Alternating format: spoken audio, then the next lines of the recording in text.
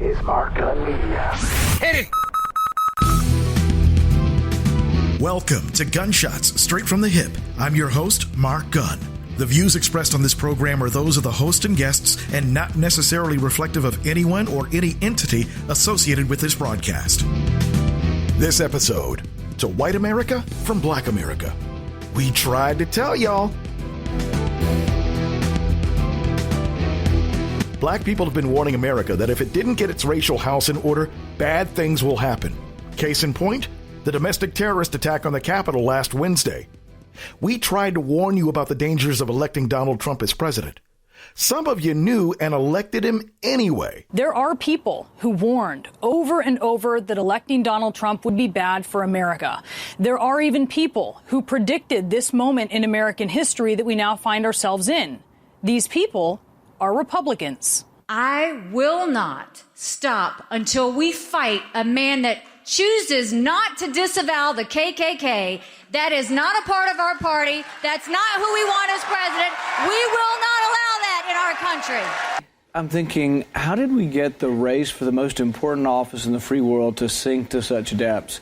And how could anyone in my party think that this clown is fit to be president? He's a race-baiting, xenophobic, religious bigot. You know how you make America great again? Tell Donald Trump to go to hell. To me, a racist statement's a racist statement. I don't like what Donald Trump said. Donald Trump has shown himself to be a showman. I don't think he's a serious candidate. You, sir, are the distraction. Your conduct, sir, is the distraction, Mr. Trump. That I respectfully ask you, with all due respect, to step aside, step down, allow someone else to carry the banner of these principles. During anxious times, it can be tempting to follow the siren call of the angriest voices. I'm out. I can no longer endorse Donald Trump for president. He doesn't know the difference between truth and lies. He lies practically every word that comes out of his mouth. We're on the verge of having someone take over the conservative movement and the Republican Party who's a con artist. I just really believe that the Republican Party has been conned here, and this guy is not a reliable conservative Republican. This is a defining moment for the Republican Party. That is not who our Republican Party is. That's not who America is. Donald Trump's candidacy is a cancer on conservatism, and it must be clearly diagnosed, excised, and discarded. Now, all of those Republicans went on to broadly support or to work for President Trump's administration, ignoring his nods to extremists, acting like they didn't see his tweets, playing whataboutism with liberals instead of acknowledging the uniquely troubling nature of President Trump. And all of that emboldened him to fulfill the predictions of these very Republicans who sounded the alarm on Donald Trump and then pretended for years that it wasn't going off. Senator Rand Paul knew what would happen. If no one stands up to a bully will just keep doing what they're doing. But he didn't stand up. He stood back and stood by. Of all the Republican predictions, Marco Rubio's may have been the most prescient of all of them. The warnings that he gave before he drank the Kool-Aid, at times sipping tepidly with a scrunched up face to protest the taste, as if that would make the difference. There's only one presidential candidate who has violence at their events. Leadership is not about going to an angry and frustrated people and saying, you should be even angrier and more frustrated. That is not leadership. You know what that is? That's called demagoguery. Rubio also warned, quote, you mark my words. These are people that whether it's now or 5 years from now or 2 years from now or 6 months from now are going to be explaining for a long time how they fell into this. He said, quote, if we're going to be the party of fear, we're going to spend some time in the wilderness. If we're the party of fear with a candidate who basically is trying to prey upon people's fears to get them to vote for them, I think we're going to pay a big price in November and beyond. He said, I don't know how this is all going to end. This is uncharted territory. Senator Rubio knew that. His Republican colleagues knew that. And yet only one Republican senator has consistently stood up to Trump before and after this election, and it's Mitt Romney. This was Romney in March of 2016. He has neither the temperament nor the judgment to be president, and his personal qualities would mean that America would cease to be a shining city on a hill. Mitt Romney was the lone Republican who voted to convict Trump in his impeachment trial, and he has been living on an island all by himself, standing up to the president. No one visits, not even for a long weekend. Some say they might, like Senators Susan Collins, Lisa Murkowski, and Ben Sasse, but they don't really mean it, and they don't. Romney predicted disruption and worse, with Trump supporters gathering in Washington. And as senators were being evacuated from the Capitol, he summoned a reporter from the New York Times over and he told him, quote, "This is what the president has caused today, this insurrection." The day before the siege on the Capitol, Romney was heckled at the airport as he traveled to Washington to vote to certify Joe Biden's Electoral College win. Traitor! Traitor! Traitor! Traitor! A lot of Republicans decided they didn't want to live with that.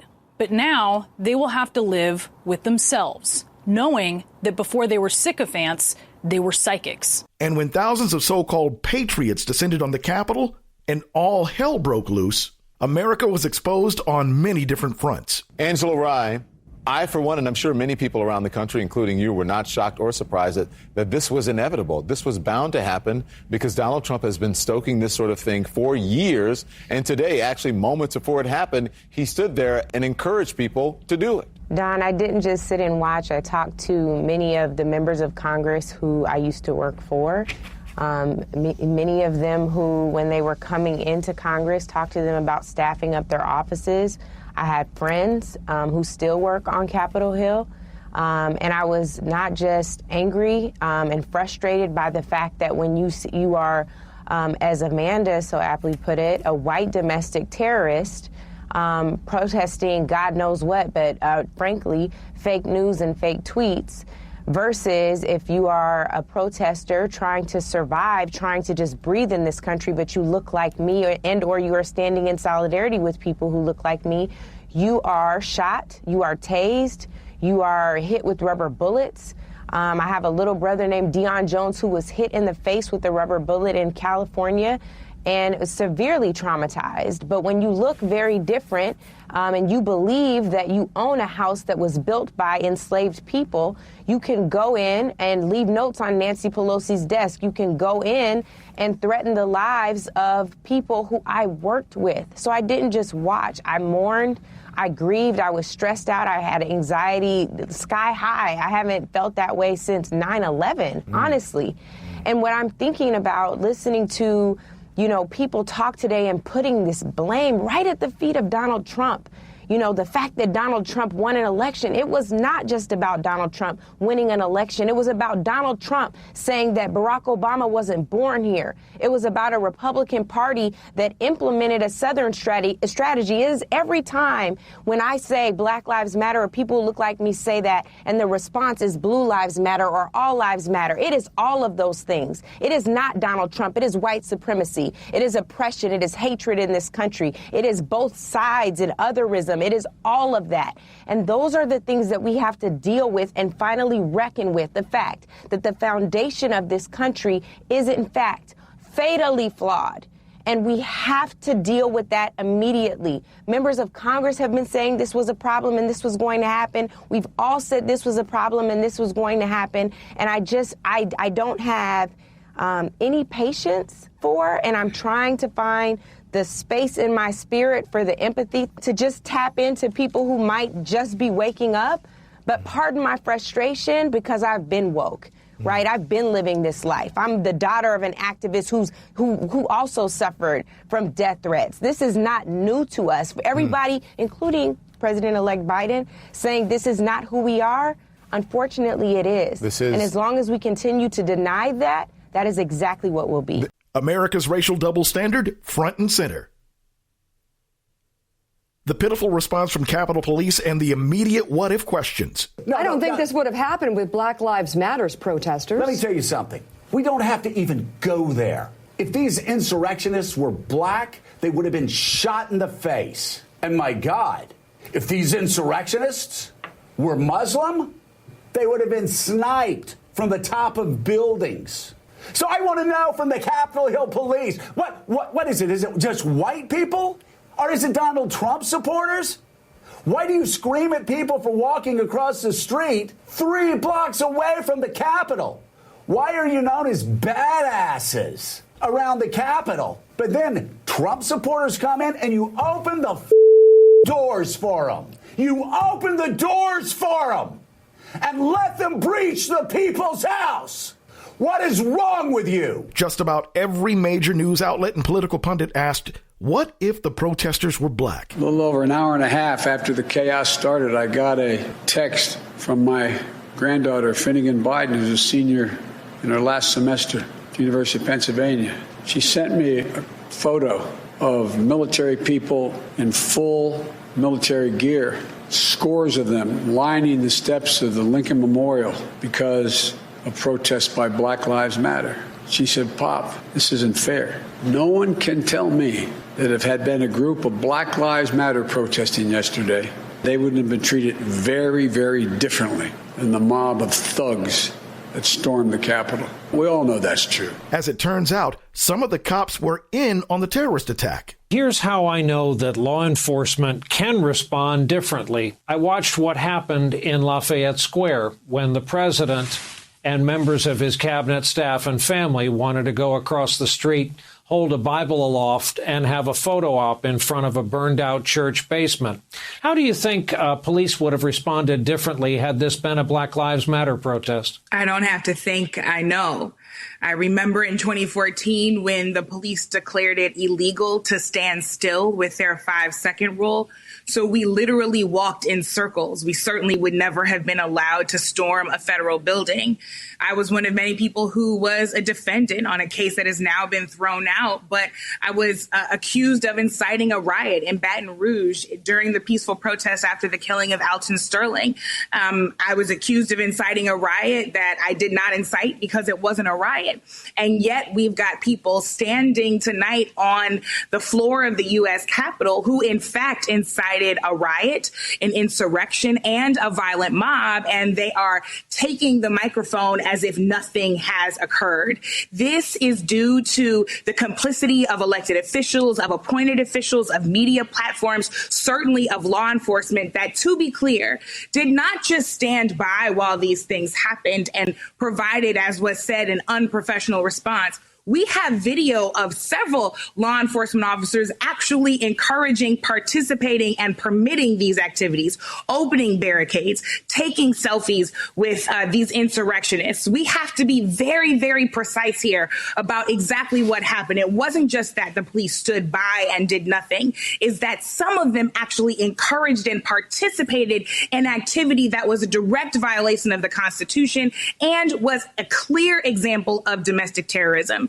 You know, Brian, I think we use words a lot and we don't always make sure that we're clear about precisely what they mean. This is the literal example of white supremacy. What does white supremacy mean? It means that white people believe that they have dominion over everybody and dominion over everything, that they are in fact supreme. So we saw a group of white people, of white supremacists here, thinking that they own a country that they colonized and therefore they can do whatever they want with it. They think they can storm any building in that country because they believe they own it. They think that they can erect a noose on the side of a building that was built by enslaved Africans in America because they think they have full permission to do so and did so on camera because they knew the police would do nothing about it. But they do not own this country. They do not own democracy. They don't own us. They are tragically confused, and we will not be intimidated despite the fact that the police did not hold the line today. As a result, the sergeant at arms for both the House and the Senate have both resigned, as has the Capitol Police Chief. And several officers are also being investigated. The question in the wake of last Wednesday's assault on the U.S. Capitol is why weren't rioters stopped? Images flooded the internet last week of police officers badly outnumbered as domestic terrorists stormed one of the country's most important democratic symbols. But the inaction of some officers has been flagged as suspect. Now, as law enforcement agencies nationwide face threats of more violence, a wave of suspensions and terminations is raising questions about elements within the country's public safety departments. A new report from the Washington Post says police departments across the country are investigating their own officers for their proximity to or alleged involvement in the gathering that ultimately culminated in the Capitol Hill riot. Kim Bellware is a Washington Post reporter and the author of that report. So the right to free speech is a founding principle of our country. Can you explain more about how a police officer's expression of political views might impact their employment in this situation? Well, most police departments across the U.S., they do have the ability to exercise their right to free speech.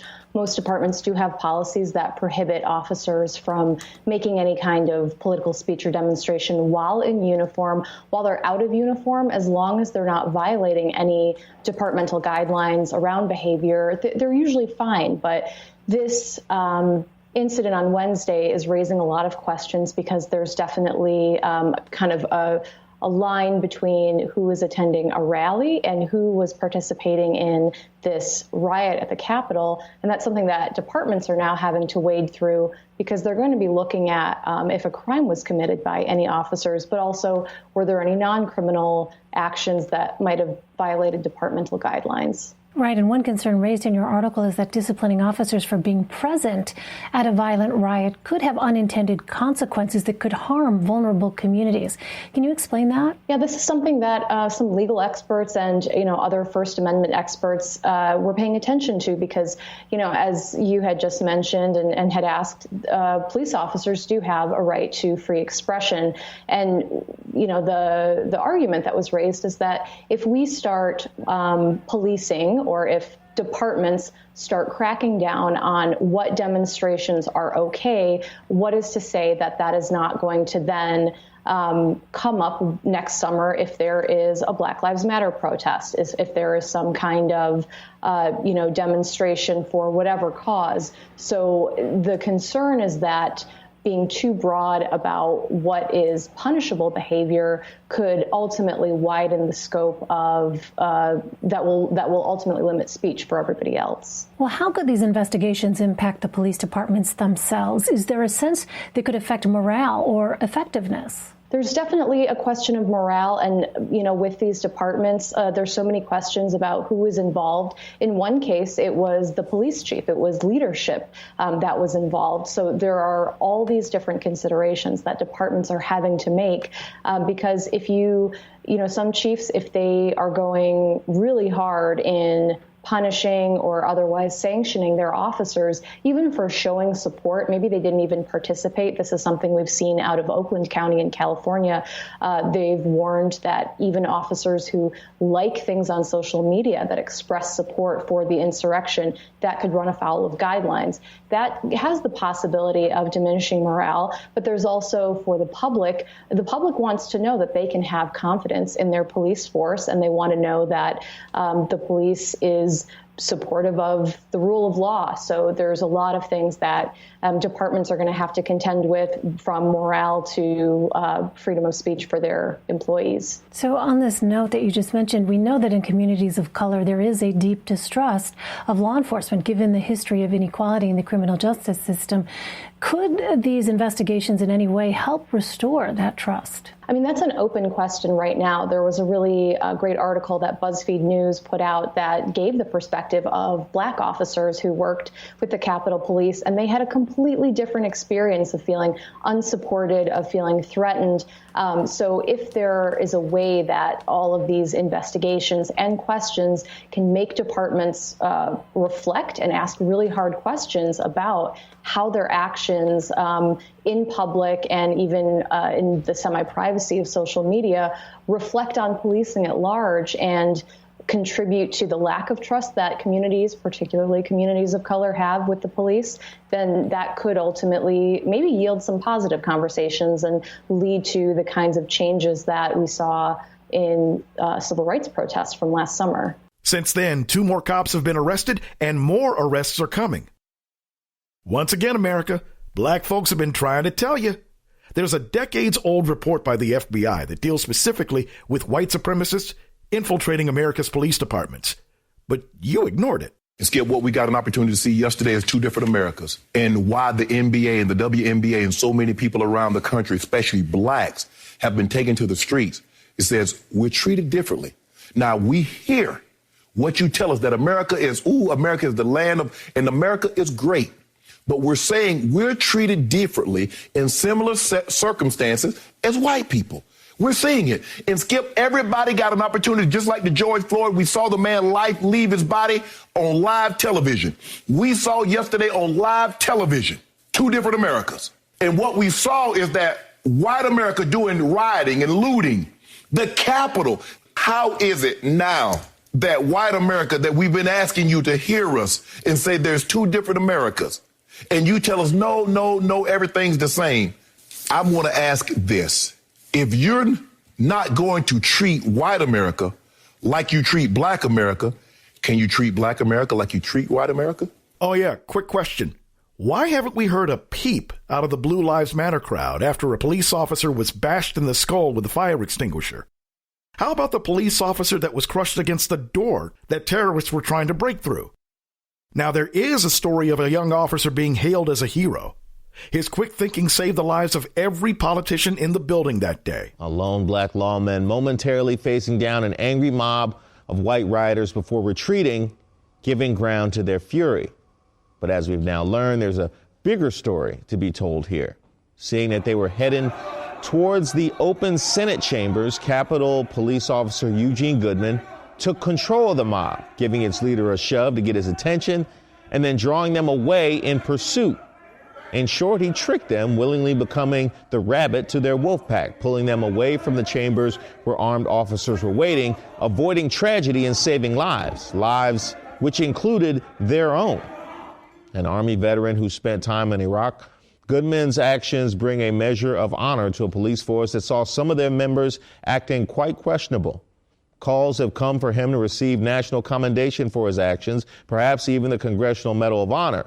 Now, that's not my call to make, but this man certainly deserves far more than our praise and thanks. Maybe our soon-to-be president will award a medal to someone other than a radio talking head, sympathetic politicians, or a few golfers, and also maybe a little pay raise as well.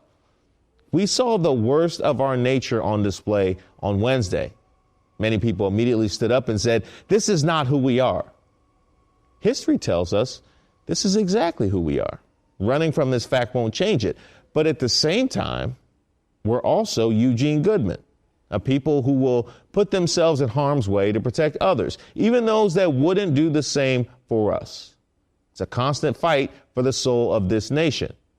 Here's hoping that this example by Eugene Goodman, one of our better angels, can serve as a reminder of what we can be and help lead us in that direction. So to Eugene Goodman, I want to thank you for your service, sir. Coming up, America fights back as Gunshots Straight from the Hip continues. This is Mark Gunn Media. Hit it!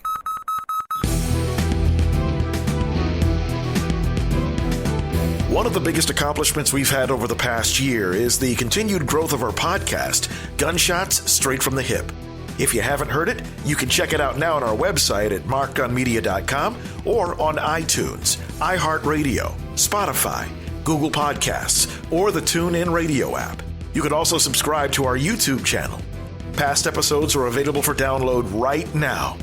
Each episode is written and produced from a perspective not heard enough in this medium, the black perspective. However, Gunshots Straight from the Hip is not limited to a black audience. Anyone can get something out of it. We tackle social and political issues, sometimes some slice of life stuff, in a way that's very compelling and unlike any other podcast on the market right now. With my experience as an award-winning audio producer and a reputation for being rather outspoken, Gunshots Straight from the Hip is something you won't want to miss. Over the next year, we want to add more subscribers with a goal of 1,000 new subscribers every month. If you haven't joined us yet, go to our website at markgunmedia.com and hit the podcast link. You could also subscribe wherever you get your podcasts. If you're already with us, thank you. We just ask that you turn your friends and family on to us. Remember, we have a goal of 1,000 new subscribers every month, and we can't do it without your support. That's Gunshots Straight from the Hip, available right now at markgunmedia.com, iTunes, iHeartRadio, Spotify, Google Podcasts, or the TuneIn Radio app. You can also subscribe to our YouTube channel.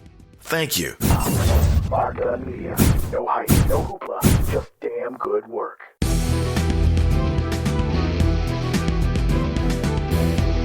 For downloads of this and past episodes and information about all the multimedia services we offer, log on to our website at www.markgunmedia.com. That's MarkGunnMedia.com. Welcome back to Gunshots Straight from the Hip. My name is Mark Gunn, and we are talking about the aftermath of last Wednesday's domestic terror attack on the Capitol building in D.C. And one of the things that Trump supporters tried to do to justify its act of treason was claim that it was Black Lives Matter and Antifa that were behind the attack. Well, when that didn't work, they tried equating their treason to the mostly peaceful Black Lives Matter protests that happened over the summer. So while Trump's terrorists were playing blame the black guy, there was one good old boy who'd simply had enough. Hope you're f***ing happy and sad, you little pants pieces of shit. Ooh, we're going to storm the Capitol. Let's storm the Capitol. We're patriots. You're a coward. Patriots. Jesus Christ.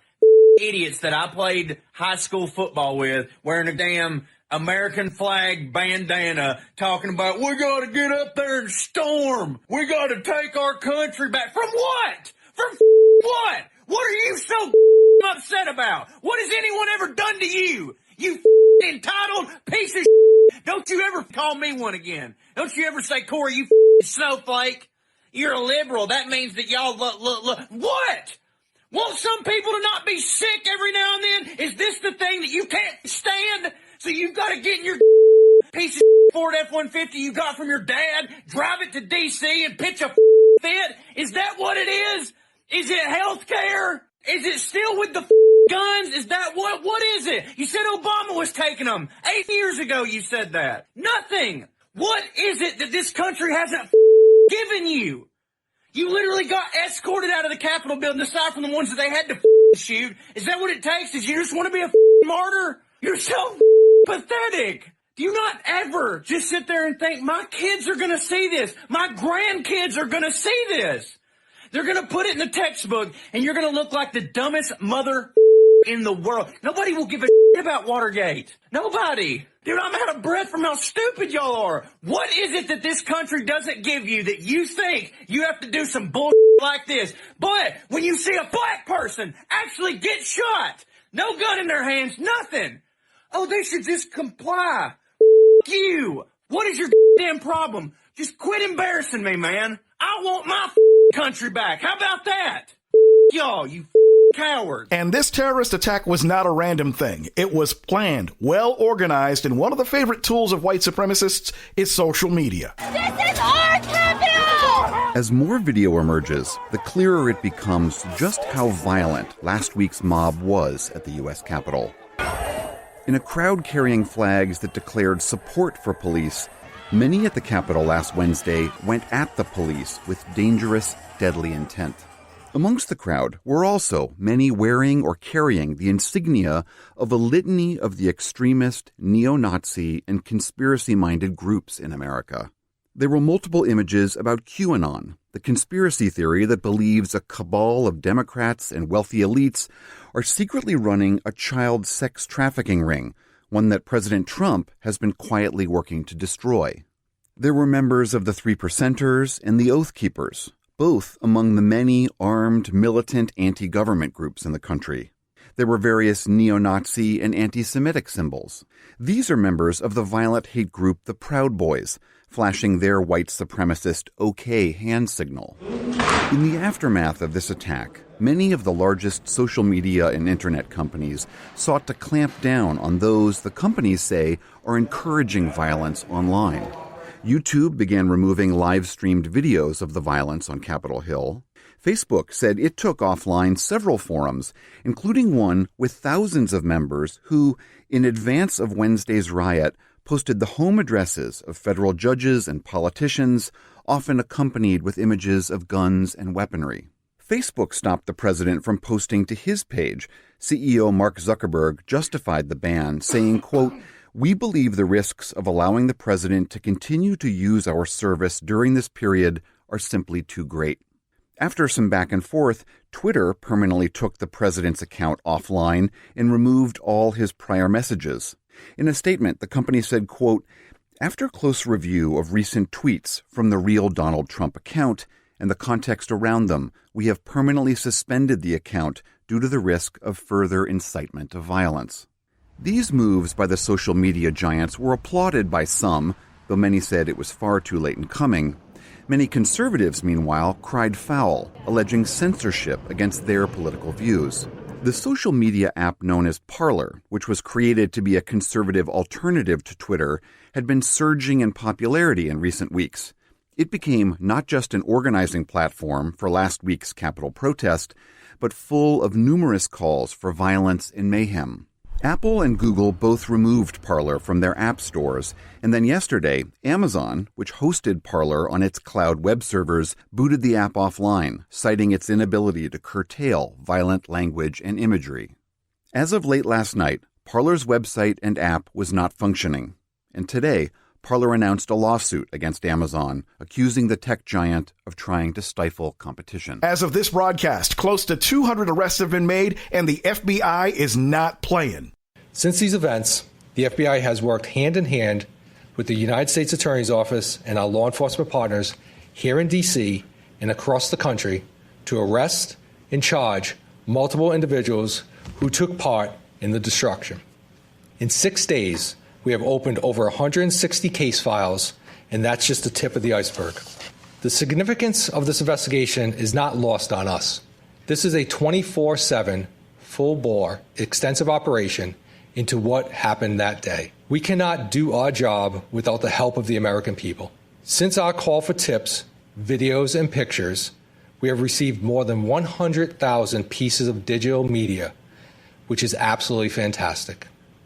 And we are scouring every one for investigative and intelligence leads. We continue to ask for more. If you have information, contact 1-800-CALL-FBI or submit photos and videos to fbi.gov/US Capitol, and that's Capitol with an O. And people have been responding to almost a comical degree. Check this out. There was the 18-year-old young lady who outed her mother and relatives on Twitter as the terrorist who assaulted a black security officer. This is the very same woman who kicked her daughter out of her house for being in support of the Black Lives Matter movement. The terrorist got exposed, she lost her job, and the young lady that outed her has raised something like $43,000 for college. Good for her. And then there's another woman who took pettiness to a deliciously new level. As the attack last week was going on, many people, like myself, were just shocked that this was allowed to happen, that all the warnings hadn't been heeded, and that so much of this violence and destruction happened, multiple people being killed. And at the time, one of the more shocking parts of it was that the people engaged in these crimes, in this attack, were so gleeful about the entire thing, and they wanted to make sure that everyone knew who they were. So they posed for photos, they live streamed it and all of that. Here is the issue, though. While the initial defense was seemingly purposefully haphazard, leaving the few cops in the area the impossible task of stopping hundreds of people from breaking in, the investigation afterward, a little bit more successful. So the template for what we're dealing with right here is step 1, F around. Step 2, they're finding out. So let's run through a few of these individuals. According to a tweet from Brad Heath, the shirtless man with furs and a horned hat photographed on the Senate dais during the Capitol siege, Jacob Chansley, has been charged with unlawful entry. He told the FBI he came to DC at the request of the president that all patriots come to DC. So Horn Man has been found. What about Lectern Man, the guy who had been walking around with the speaker's lectern? Yeah, he was caught. This is Adam Johnson. He was caught. He's being charged with, I think it was trespassing there and maybe some theft, obviously. Let's see. We've also got, this is just a fun one. Prosecutors have also filed charges of unlawfully entering the Capitol against West Virginia lawmaker Derek Evans, who posted a video on Facebook in which he shouts, "We're in, we're in. Derek Evans is in the Capitol." No word yet on how they tracked him down. Social Security, 629, like... Come on. I don't here's a map with directions to my house. You're going to want to hang a left at the rallies. Anyway, yeah, they found him.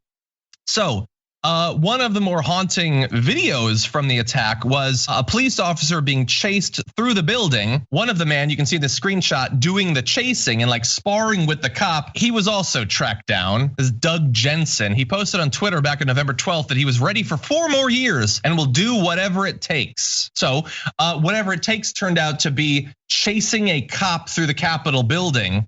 That cop must have been terrified that, like other cops, he could have been beaten and possibly killed by that mob of insane. Oh, by the way, on his shirt, I'm fairly certain that's a Q. So to give you an idea of who this person is, he believes in the QAnon stuff. He has been found, and he has been charged. We also have this individual. Why am I focusing on this one? Not just because that's hilarious. I know he thinks he looks tough, but it's just so funny. It is so funny. No.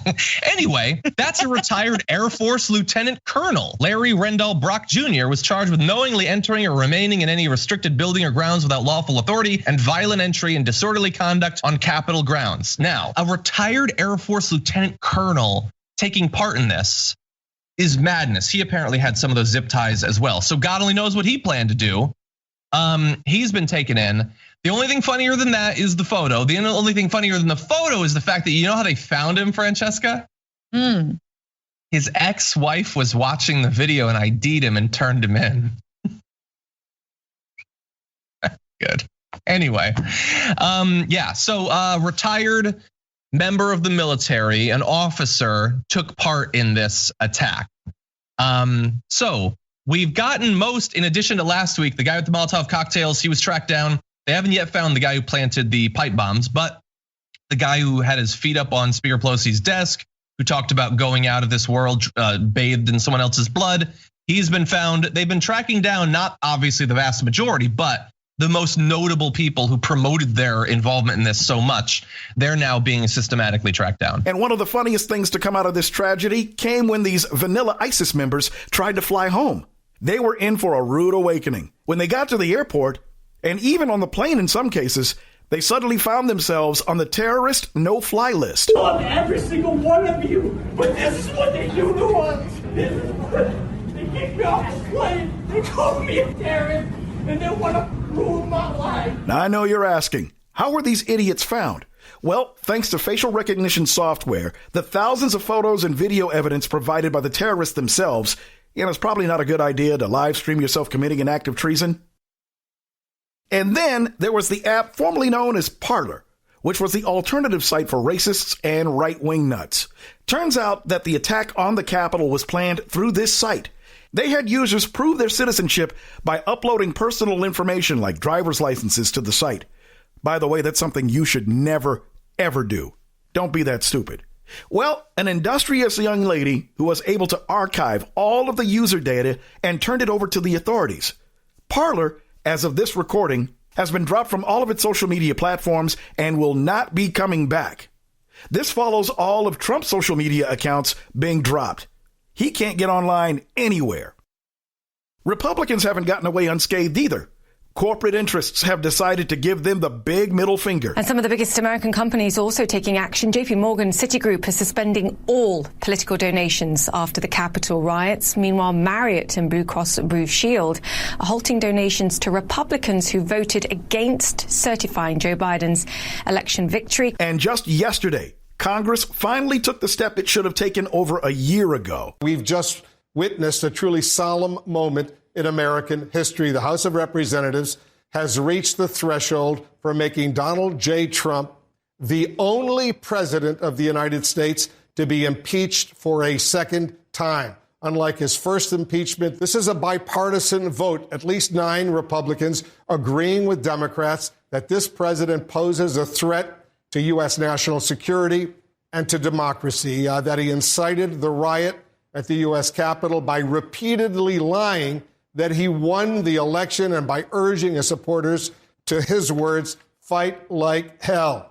As he heads into the final week of his term, the 45th president of the United States now is poised to face trial in the United States Senate. However, Mitch McConnell says that the Senate won't be hearing the case until after the 19th. But as Black America's been trying to tell y'all, President Trump put the domestic terrorists on notice by saying, stand back and stand by. He then summoned them to D.C., directed them to march on the Capitol, and then he sat back and watched the insurrection. In the first impeachment, Republicans said we didn't need to impeach him because he learned his lesson, so no need to remove him. Well, we said if we didn't remove him, he would do it again. Fired. Simply put, we told you so. Check us out on the next episode.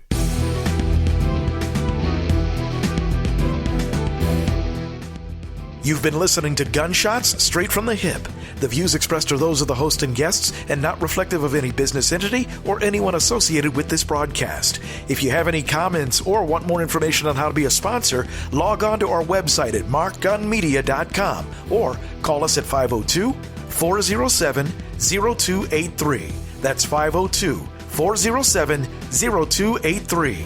Thank you for listening. Mark Gunn Media. No hype, no hoopla, just damn good work.